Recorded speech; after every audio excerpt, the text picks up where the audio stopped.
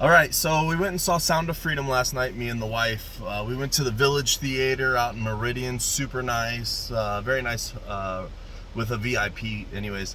So we went to see Sound of Freedom. We only found out about Sound of Freedom because of social media and other people that have actually went to watch this.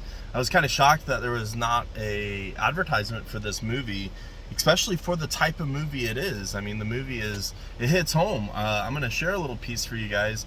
When we lived in Arizona, boom. Yeah. When we lived in Arizona, we spent 2 weeks with our family being targeted. Someone was trying to kidnap, not someone, a group of people were trying to kidnap my wife and my children every morning. They were studying my family's morning patterns.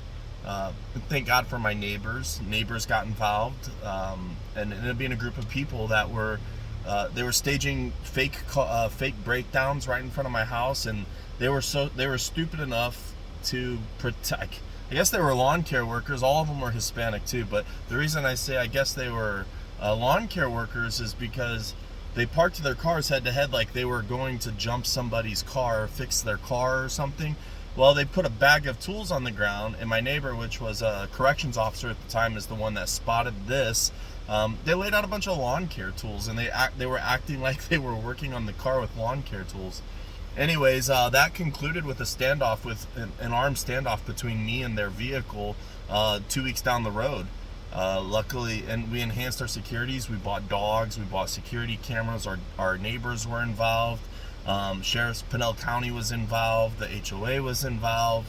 And at that time, it was common for Hispanic men to kidnap petite white women in Arizona. So that was call her. That was a big moment for us. You can go ahead and jump out real quick and call her. Anyway, so that was a big moment for us. So whenever we went to go watch Sound of Freedom last night, it was pretty intense for me. And then it was freaking super hot. I have never in my life experienced a high-end theater or any theater where you're actually hot in there. People next to me are fanning themselves, and I leaned over to the lady next to me and I said, "Why is it so hot in here?" And she said, "Oh, you should have expected this." And I said, "Why is that?" And they said, "Because the movie theaters are working in conjunction with Disney." By the way, we don't have anything to do with Disney anymore. We're not supporting anything Disney related because Disney is supporting human trafficking and the kidnappings of kids. They're trying to shelf this movie, and they're working consistently with movie theaters to make it uncomfortable for people so that way they leave. Everybody went and stayed. Other people actually went to the very next theater next to us, and it was super cold as expected. So I just did some little research, and I found out that boom, that's actually happening all around the country right now. Theaters that are playing The Sound of Freedom, they're not advertising it. People are only learning about it word by mouth, and people that are going to watch this in many theaters, their heaters, their ACs are being shut off. They're being the heat is increasing so that it's uncomfortable for them in hopes that they leave. I saw some articles where they were doing emergency evacuations out of that specific room of the theater that this movie is being played at, but there's actually no emergency at all. So it was really interesting. So for us, we're not going to go watch movies at the Village anymore because they clearly support kidnapping children. They support the suppression of identifying and recognizing this mass slavery we're in right now. Everybody knows about Black American slavery, but get over it. That's the truth. Everybody knows about the European slavery, the Irish slavery, the Jewish slavery. Get over it. That's the truth. It's all history. The biggest slavery movement happening right now is the children slavery of children. This movie teaches you about it. So I saw that the industry is the biggest criminal industry, kidnapping kids and putting them off in sex trades, drugs, killing, you name it. It's a $150 billion industry, and America is its number one consumer. So I said, oh my God, America sure would have to be doing something to stop it, because you see in the United Nations there's policies being passed so that way people can combat this child trafficking, but that's not the case. If you go look at California, California has the biggest amount of population of kids that are actually kidnapped. and all the politicians were voting to pass, and I think it's called SB 14, and it was to make it a serious criminal offense to make anything related to human trafficking a serious criminal case, a serious crime.